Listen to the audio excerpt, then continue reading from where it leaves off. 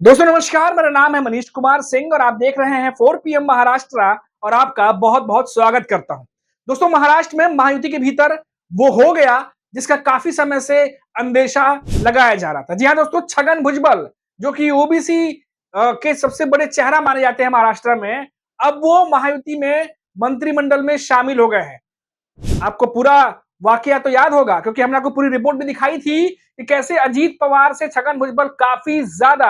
नाराज चल रहे थे, क्योंकि साल 2024 में हुए विधानसभा चुनाव के बाद जब छगन भुजबल को ये पूरी उम्मीद थी कि उन्हें मंत्रिमंडल में रखा जाएगा, तब उनका नाम मंत्रिमंडल में शामिल नहीं किया गया और उसके बाद देखा गया कि छगन भुजबल अच्छा खासा नाराज हुए थे और नाराज भी इतना कि उन्होंने अपनी शिकायत अजीत पवार से करने की जगह उन्होंने मुलाकात कर दी थी सीधा देवेंद्र फडणवीस से। और उनकी इस मीटिंग में क्या बातचीत हुई ये तो बात सामने नहीं आई, लेकिन उनकी ये जो मुलाकात थी साफ तौर पर मंत्रिमंडल में उनका नाम शामिल न किए जाने को लेकर के था, क्योंकि ये मीटिंग उसी दरमियान हुई थी। जिसके बाद देखा गया कि छगन भुजबल काफी नाराज भी हुए, अजीत पवार की एनसीपी में रहेंगे या जाएंगे, काफी सारी बातें हुई दोस्तों। और उस दरमियान ये कहा गया कि छगन भुजबल क्योंकि ओबीसी के बहुत बड़ा चेहरा है और ऐसे में महाराष्ट्र में उन्हें नाराज करना ठीक नहीं होगा महायुति के लिए।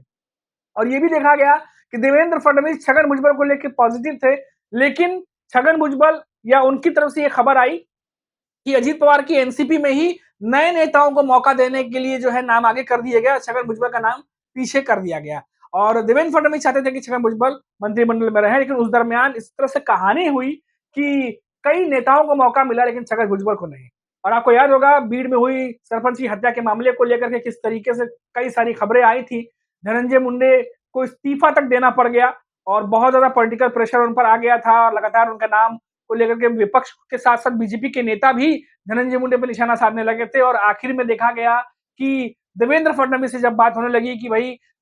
इतनी सारी चीजें हो गई हैं, देवेंद्र फडणवीस से सवाल पूछने लगे मीडिया के लोग कि कब देंगे धनंजय मुंडे इस्तीफा। और उसके बाद देखा गया कि उन्होंने वो गेंद जो है वो अजीत पवार के पाले में डाल दी और कहा कि अजीत पवार फैसला लेंगे क्योंकि वो उनकी पार्टी के नेता है। फिर देखा गया कि अजीत पवार ने जो गेंद है वो धनंजय मुंडे के ही पाले में डाल दी कि वो खुद तय करे कि उन्हें क्या करना है, क्योंकि बहुत ज्यादा विवाद हो गया था। विपक्ष जो है वो काफी ज्यादा हमलावर था। बीजेपी के नेता भी यहाँ तक कि अपने ही सहयोगी पार्टी अजीत पवार की एनसीपी के नेता धनंजय मुंडे का इस्तीफा मांग रहे थे, जिस बात को लेकर के देखा गया कि बीच में अजीत पवार भी काफी ज्यादा नाराज हुए। लेकिन फाइनली हुआ यूं कि देवेंद्र फडणवीस ने धनंजय मुंडे का इस्तीफा लिया और ये विवाद इतना बढ़ गया था बीड़ मोही सरपंच की हत्या को लेकर के कि इस्तीफा जो है धनंजय मुंडे को देना पड़ गया और अब पोस्ट जो है वो खाली हो गई थी। और आपको बता दें कि इससे पहले भी महायुति के नेताओं की तरफ से यह खबर आई थी कि किसी भी नेता को हटा करके धनंजय मुंडे को वो पद माफ कीजिएगा, छगन भुजबल को वो पद दिया जा सकता है। लेकिन छगन भुजबल ने यह कहा था कि किसी और का पद वो नहीं लेंगे, किसी को हटा के कर दिया जाएगा तो छगन भुजबल वो पोस्ट नहीं लेंगे। लेकिन अभी फिलहाल इन विवादों के चलते वैसे भी मंत्रिमंडल में धनंजय मुंडे का इस्तीफा हो चुका था, तो अब ऐसे में छगन भुजबल ही वो नेता थे जिनकी की वापसी होनी थी, क्योंकि आने वाले समय में निकाय चुनाव है, आपको पता ही है कई सारे चुनाव महाराष्ट्र में होने हैं और ऐसे में छगन भुजबल जैसे नेता को मंत्रिमंडल से बाहर बैठाकर उन्हें नाराज करना बिल्कुल भी ना ही बीजेपी के लिए अच्छा होगा, ना ही अजीत पवार की एनसीपी के लिए अच्छा होगा। तो इसीलिए मौके की नजाकत को देखते हुए जानकार ये कह रहे हैं कि छगन भुजबल की एंट्री जो है वो मंत्रिमंडल में करा दी गई है, जिससे छगन भुजबल के जो समर्थक हैं उनमें जो नाराजगी है वो दूर हो सके। अब देखिए दोस्तों कितनी ज्यादा पेचीदा जो है वो महाराष्ट्र की सियासत है इन दिनों, इसीलिए कहा जाता है कि कब क्या हो जाए यहाँ पर कुछ कहा नहीं जा सकता। साल 2024 से पहले अगर आप थोड़ा सा जाएं, क्योंकि छगन भुजबल की अगर हम बात कर रहे हैं तो आपको याद होगा कि छगन भुजबल कई मौकों पर अजीत पवार की एनसीपी से नाराज दिखे हैं। जब सुनेत्रा पवार को आगे करना हो, उसके बाद छगन भुजबल खुद चुनाव लड़ना चाहते थे लोकसभा चुनाव में,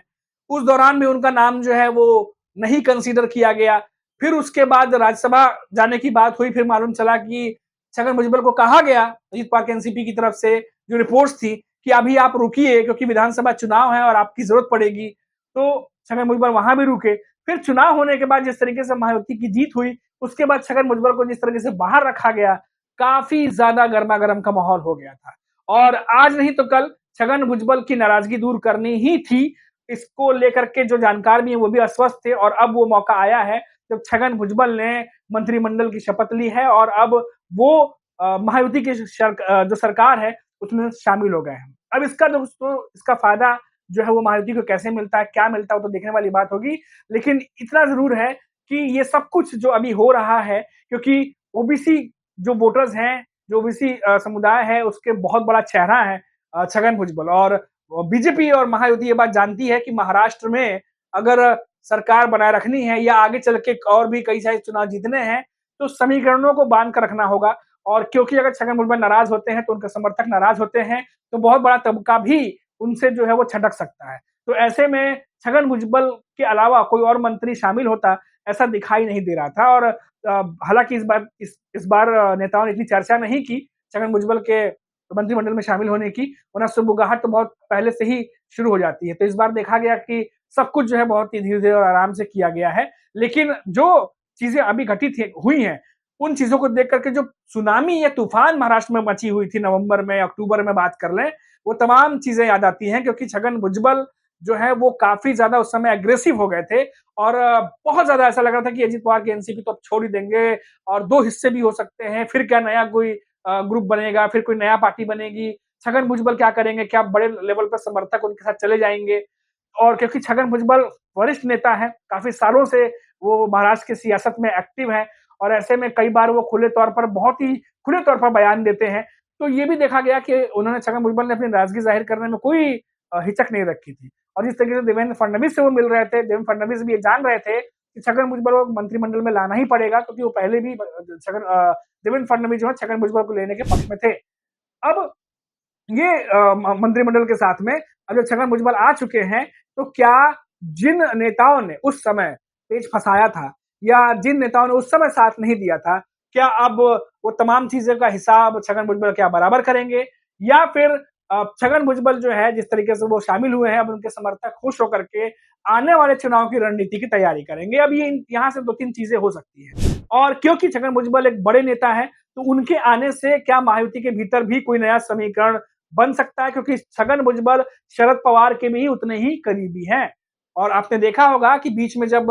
तमाम आंदोलन महाराष्ट्र में चल रहे थे, किसानों को लेकर के जब मुद्दा गरमाया हुआ था, उस दौरान भी छगन भुजबल लगातार शरद पवार से, तो कभी एकनाथ शिंदे से, तो कभी अजित पवार से लगातार मुलाकात कर रहे थे। और छगन भुजबल क्योंकि वो काफ़ी ज़्यादा करीबी हैं शरद पवार के और शरद पवार भी इन दिनों अजित पवार के साथ लगातार नज़र आ रहे हैं, तो ऐसा भी माना जा रहा है कि ये तीनों नेता हैं, ये तीनों नेता कुछ दिनों बाद कोई नया समीकरण ही ना सबके सामने ले आएँ। अब इसमें कोई गुंजाइश नहीं कि महाराष्ट्र में कभी भी कुछ भी हो सकता है। मैंने आपको लगातार बताया है कि यहाँ की सियासत जो है उसके बारे में कुछ भी प्रेडिक्ट करना, कुछ भी कहना बहुत ही ज़्यादा जो है वो सही नहीं रहता, क्योंकि यहाँ पर आप कहिए कुछ, हो कुछ और जाता है। तो फिलहाल अभी ये बड़ी खबर थी, कई सारी चीज़ें लोग देख रहे हैं, नफ़ा-नुकसान अपना-अपना देख रहे हैं और निकाय चुनाव पर खासतौर से सबकी नज़रें हैं, क्योंकि अब छगन भुजबल आए हैं तो ज़ाहिर तौर पर नाराज़गी कुछ दूर हुई होंगी, तो उस नाराज़गियों का फ़ायदा जो है, जो दूर हुई है, उसका फ़ायदा जो है वो मिलता है या नहीं मिलता है, इस पर भी सबकी नज़रें रहेंगी। अभी के लिए इतना ही, आप देखते रहिए 4 पीएम महाराष्ट्र।